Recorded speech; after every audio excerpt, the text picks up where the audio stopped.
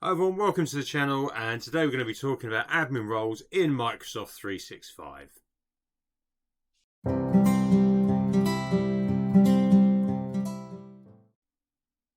So going back a few years, in our on-premise environments and early cloud environments, we tended to give our administrators global admin or GA roles, or domain admin in older terms. Now, these roles grant us the power to administer our environment and our network. The problem with those roles is that, of course, they are the keys to the kingdom. They give us, complete control over the whole environment and everything that happens in it. So, in a modern information security point of view, then that's bad. We should be looking at the principle of least privilege access. We give people the access rights that they need to do the job, but not the rights that they don't need. Now, in the earlier iterations of some of the cloud services, again, it was this GA role that was available. But what is now possible through Microsoft 365 and many other platforms as well, many others have their own iterations of this, but in Microsoft 365, we can now grant permissions appropriate to the role that you're undertaking. And this is hugely beneficial to organizations. Firstly, you can open out some of those admin functions to appropriate people in the business, but also it is controlling the access they have so that should their account be compromised, you've still limited the lateral movement and the control that is possible by that attacker. So there's many benefits of actually of working like this. Now, before we actually give someone these admin rights, we should always ensure that we have a robust user approval process in place. And by that, I mean that someone should have to go through a request procedure of some description where they request from a higher authority those rights. So if someone believes they need to have the ability to reset people's passwords, that could be legitimate. But they should go through a process where that request is logged. Someone of appropriate authority reviews that and approves or denies it. The request can then be actioned accordingly. And this doesn't have to be a complicated process. This is oversight. So this could be that you log on perhaps a spreadsheet of requests. You might have a more mature ISMS system. It doesn't really matter as long as you have that oversight. And the tail end of this is that when that person either changes roles or leaves, you should have a process whereby you're reviewing these privileges and updating, removing as appropriate. So what I'd now like to do is just give you a very quick show of some of the roles that are available in Microsoft 365 and how once approval has been granted internally, you can then move to your environment and actually assign some of these roles to your users. So here I am, I'm in my Microsoft 365 admin environment, and I'm actually in the admin center. So I'm logged in with a global administrator account. Now, another top tip here is to keep your global administrator privileges separate of your everyday user accounts. So I may have a Mark account, which is my everyday account. I could have a mark.admin, which is my GA. So if I'm ever doing administrator tasks, it's my mark.admin that I will log in and work on. Again, that segregation helps protect your environment because if my everyday account were compromised, then again, I'm limiting the privileges that are available under that from that attacker. Whereas again, if they compromise my GA, it's the keys to the kingdom again. So I'm in my 365 admin center here. And what I'm actually going to do is jump straight into my roles button here and look at role assignments. Here we have all of the different roles and a brief summary of them that are available to us. And I'm not going to read through them all down. I would obviously be here for some time. But as you can see, there are many different roles granting different privileges to us.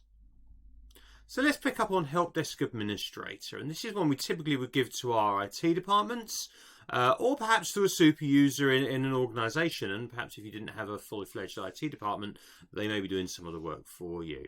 And as you can see, it even tells us here that this privilege is for resetting passwords and for non-admin roles.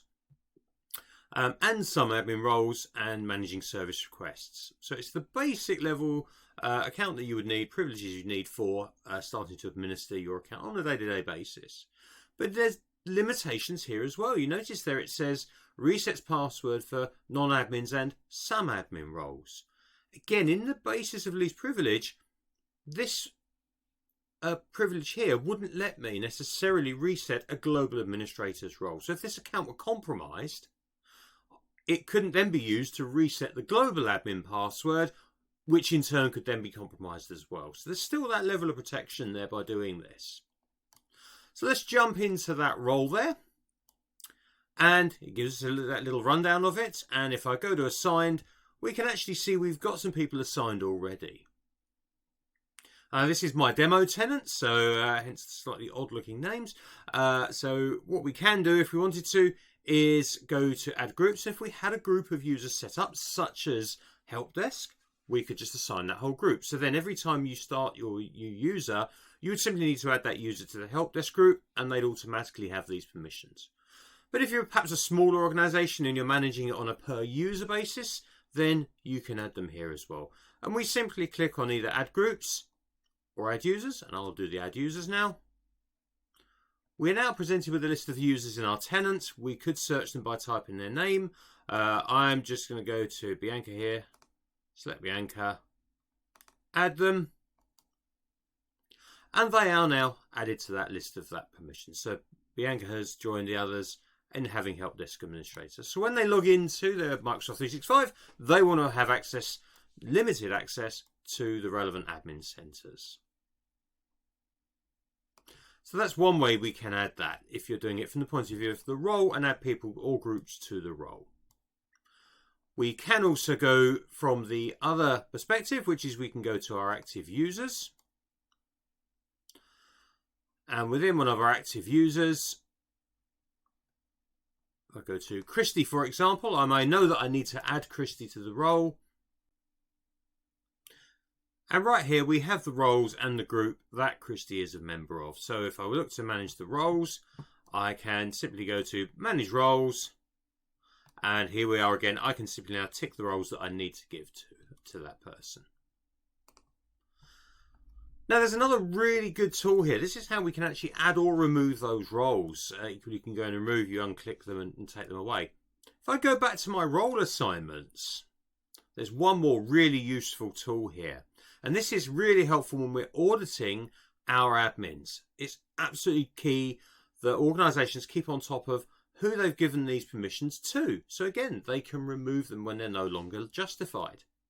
And we've got this button here, Export Admin List. And if you hit that, you'll get an export into a CSV file of the roles and the people or groups that have got those roles assigned to them. So it's a really useful tool to help with your auditing. Hit that, it'll get you that CSV. So I hope that was useful and that's given you something to think about with your roles. This also extends as well to your IT partners. So for Microsoft partners, we can actually access customer tenants through a dedicated Microsoft portal. And something we can now do is utilize these roles in doing that. So again, you don't have to give GA out to your admin, to your IT partner. You can actually give them just the roles they need. That's a process and a technology called GDAP, or Granular Delegated Admin Privileges. It's well worth checking out if you're working with an IT partner. If they're not using it yet, then certainly talk to them about that, because it's a really good way of granting them delegated admin privileges for the genuine tasks they need to do for you. But again, you can work on that basis of least privilege access and use the roles that are most appropriate. So yeah, hope that was useful, giving you some food for thought there. As always, any comments, suggestions, anything more you'd like to hear, drop it in the comments below. And trying to grow the channel and put more content like this out. So it'd be really great if you could hit like and subscribe on it. And I'll see you on the next video.